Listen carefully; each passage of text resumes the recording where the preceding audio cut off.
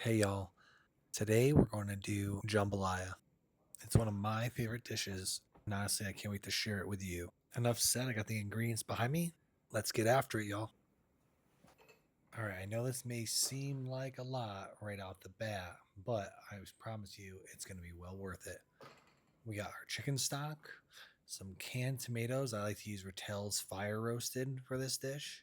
I'm going to use jasmine rice, and we're going to dice up one medium sized onion. And we're going to do the same thing to our bell peppers. Nice small dice.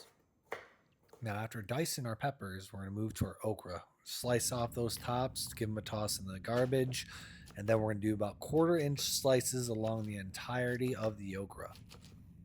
Our next ingredient is going to be green onions. We're going to give those a nice fine chop, and we're going to do about one bunch. Then we have 4 tablespoons of Cajun seasoning, 3 tablespoons of butter, black pepper, about 2 tablespoons of olive oil, pink Himalayan salt, cayenne pepper, flour, and about 2 tablespoons of smoked paprika. Thinly sliced lime for garnish, and last but not least, some fine minced garlic.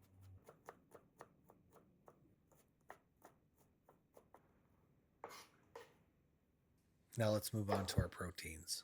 I'm going to use chicken breasts for this recipe today, but you can use chicken thighs. We're going to just clean these chicken breasts up, cut them in half, and do a nice size medium dice. It's about a pound to a pound and a half of raw chicken here, but once we get it all cooked through and all that water comes out, we'll end up with about a solid pound of meat. So I have about a pound of Cajun style Louisiana sausage. We're just going to take this here, cut it on a bias about a 1/4 inch thick. Remember, it's okay to do less meat if you'd like to tailor it that way. Don't be shy. Now, what makes my jambalaya different is I like to use about a pound or so of mussels and a pound of cherry point clams. If you prefer not to use the shellfish, you don't have to. I would just increase the amount of jumbo shrimp to about another pound. We're going to add a good amount of olive oil to our pan. Don't be shy here. And then from there, we're going to add our chicken breast. Now I'm spreading the chicken out throughout the entirety of the pan. That way it can cook nice and evenly. We're going to do this for about 5 minutes or so until we start seeing some nice color on the other side. Make sure we keep an eye on it. Now we're going to come in and we're going to season a little bit of salt and then a little bit of pepper. Now our chicken's looking pretty good, so we're going to give it a little bit of a flip. Now our chicken's looking pretty good here. We've cooked it about 4 to 5 minutes on each side. So what we're going to do is we're going to remove it from the pan and we're going to put it to the side. That way we can add it to the jambalaya at a later time.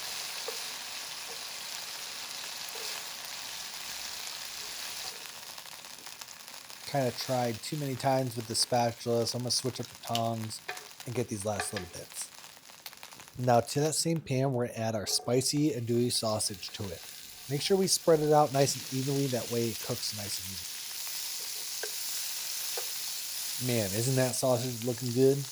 We're going to remove it now and we're going to add it to that same dish that we removed the chicken into.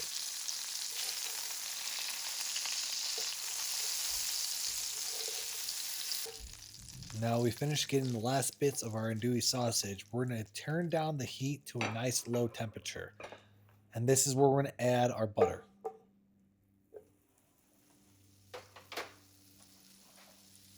Now that the butter's melted, we're going to use it to scrape up all those nice bits from the chicken and the sausage. Here we're going to add the flour.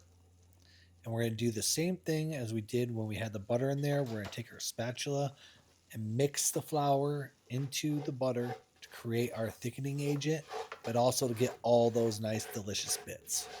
Allow that to cook for about 2 minutes. Now we're going to add our yellow onion.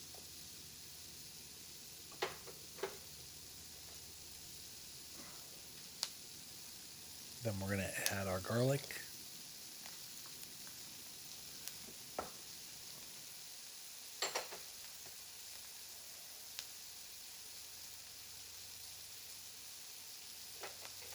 Going to add our peppers. okra.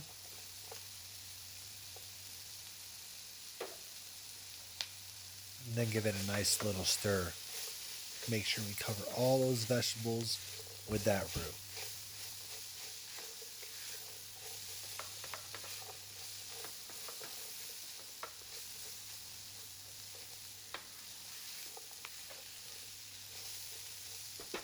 Now we're going to allow this to cook for probably about 2 to 3 minutes and allow those vegetables to get a nice color on them. Now it's been about 3 minutes and now we got some real nice color on our vegetables. So we're going to go ahead and we're going to start adding our seasonings to the dish. First off will be our Cajun seasoning. We're going to use about 2 tablespoons right now and save the rest for later. I'm going to go over here and grab the salt. And then we're going to go ahead and add a good amount of salt here. Next up will be our paprika. And we're going to add about 2 teaspoons. Then we're going to add our fire roasted tomatoes.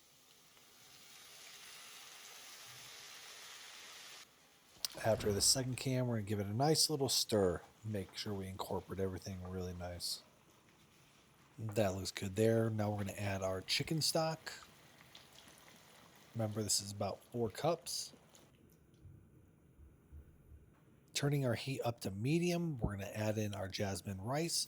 Make sure that's distributed well throughout the pan. Give it a nice little fold through. Make sure we incorporate it with the vegetables and the chicken stock. Once we bring it up to a simmer, we're going to add in some fresh chopped basil. I enjoy fresh basil in my jambalaya, but you can use dried if you like. Here we're going to add all our meats, including all the leftover juices. Don't forget those. That's just flavor left behind if you do. We're going to go ahead and fold everything together and then bring it to a nice little simmer.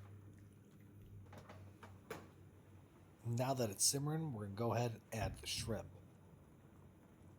You can place them like I'm placing them or place them however you want. I do this for more presentation purposes.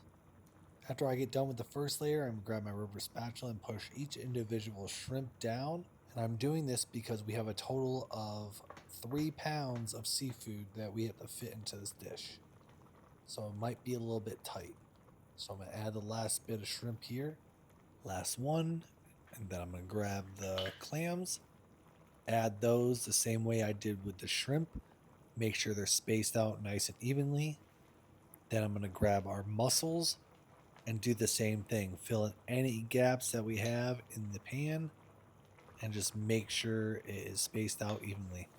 Now it's really important in dishes like this to really season in layers. So I'm going to go ahead and add more Cajun seasoning. Now in this rare moment, I'm going to cover my pan with butcher paper and a cutting board because I realized I did not have a cover large enough. So this is going to have to do. We're going to allow that to cook for about 6 to 8 minutes. So it's been about 6 to 8 minutes. Here's the big reveal. Let's see it. Man, I know you can smell this through the screen. It just smells absolutely amazing. We're going to take this off the heat. And now we're going to add some of our finishing touches to our dish. Man, isn't she beautiful? We're going to add some of those lime twists. I coated them with a little bit of smoked paprika to give them some color. Then we're going to add some green scallions, some freshly squeezed lime. Please don't mind the background noises. I got 3 kids under 7. Now it's the moment we all been waiting for. Let's play it up. Give it a little taste here. That's good, y'all. That is good. I'm telling you, phenomenal. One last bite before I go. Well, it's been fun, y'all. I hope you enjoy the recipe, and I'll see you in the next one.